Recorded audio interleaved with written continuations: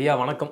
வணக்கம். இந்த 12 ராசிக்கு குரு பயிற்சி எப்படி இருக்க போகுது, அவங்களுடைய வாழ்க்கையில் எப்பேற்பட்ட மாற்றங்கள்லாம் இருக்க போகுதுன்றத நீங்கள் ரொம்ப அழகாக சொல்ல போகிறீங்க. அதுக்காக நான் வந்திருக்கேன். சொல்லுங்க ஐயா, எப்படி இருக்க போகுது? 2026 பொறுத்த வரைக்கும் குரு பயிற்சியை பொறுத்த வரைக்கும், சனி பயிற்சியை பொறுத்த வரைக்கும் அச்சம் கலந்த பயம் கலந்த உணர்வோடு தான் பார்க்கின்றோம். காரணம் கர்மாவினுடைய பலன். இன்று செய்த தவறை விட என்றோ செய்த தவறுக்கும் இன்று நாம் பதில் சொல்லியாக வேண்டும்.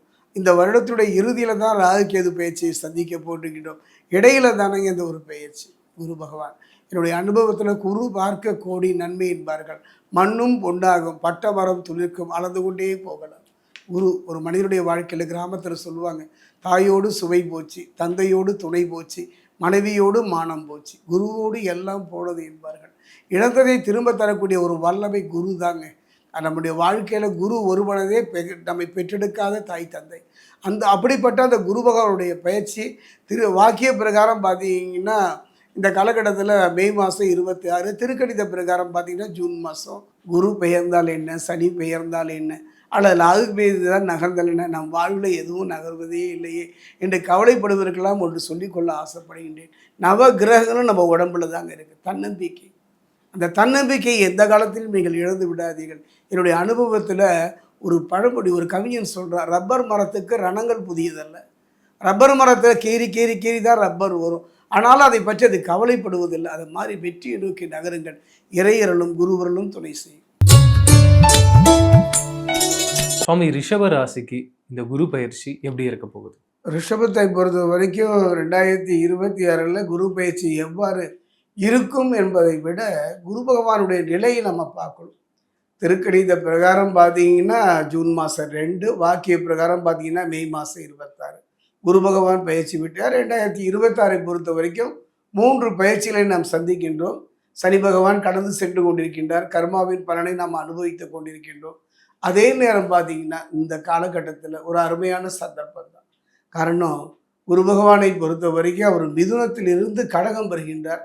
கடகம் யாருடைய இடம் என்று பார்ப்போமானால் சந்திரனுடைய இடம். சந்திரன் யாரும் மனோகாரகர். ஒரு அற்புதமான விஷயம், இதை நான் சொல்ல வேண்டிய என் கடமை. சோழி பிரசன்னம் ஒரு அருமையான கலைங்க. இந்த காலகட்டத்தில் நீங்கள் செய்ய வேண்டியது என்னன்னு பார்த்தீங்கன்னா, அந்த இடத்துக்கு ஜூன் மாதம் 8ஆம் தேதி அசுரகுரு என்று சொல்லக்கூடிய கடத்திரகாரகன் என்று சொல்லக்கூடிய சுக்கிரனும் வருகின்றார்கள். ஒரே வீட்டில் ஒரு தர்ம சங்கடமான ஒரு சூழ்நிலை. இப்படிதாங்க நம்ம ஜோதிடம் சொல்லணும்.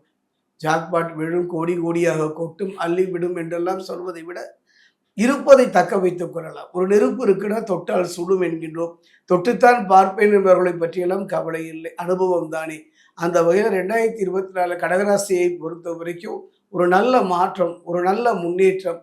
அதாவது மதில் மேல் புனையாக இருந்த வாழ்வாகட்டும், தொழிலாகட்டும் நல்ல முறையில் நடப்பதற்கான ஒரு நல்ல சந்தர்ப்ப சூழ்நிலை அமையும். ஒரு மனிதனுடைய வாழ்க்கையில் 3 பலம் என்று நான் சொல்வேன். தேக பலம், தெய்வ பலம், மனோபலம்.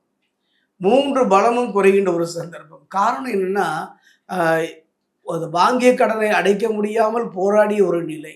அதே நேரத்தில் மனதில் ஒரு நிம்மதி இல்லாத சூழ்நிலை. கணவன் மனைவி ஒருவர் புரிந்து கொள்ளாத ஒரு சூழ்நிலையிலே தான் இந்த குரு பயிற்சி நடைபெறுகின்றது. கவலையே பட வேண்டாம்.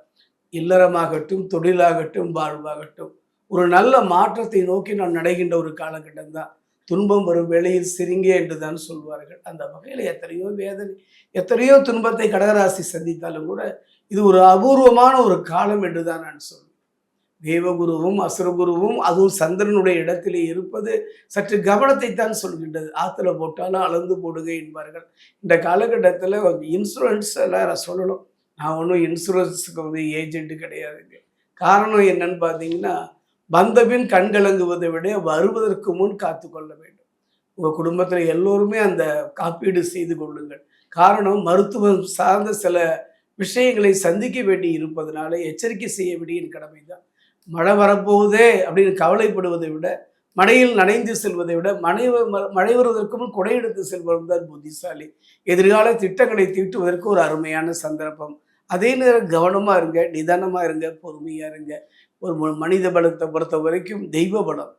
அந்த வகையில் நீங்கள் முழுமையாக இந்த 2026 இந்த குரு பயிற்சியில் கடகராசியை பொறுத்த வரைக்கும் கணவன் மனைவிக்குள்ள சின்ன சின்ன சங்கடங்களும் பிரிவுகளும் தரக்கூடிய ஒரு இடத்துல தான் ஒரு பயிற்சியாக இருக்கார்.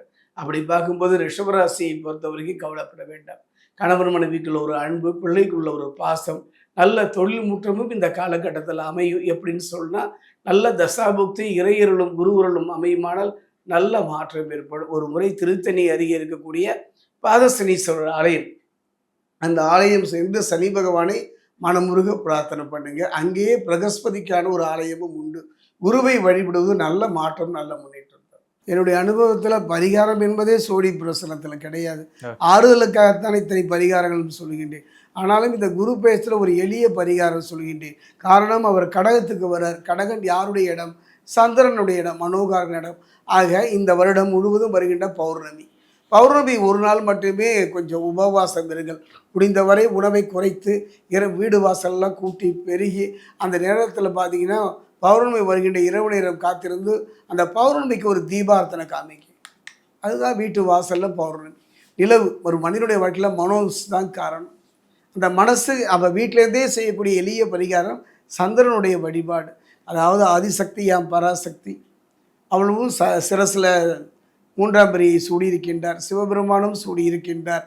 சோமன் என்று சொல்லக்கூடிய சந்திரன்.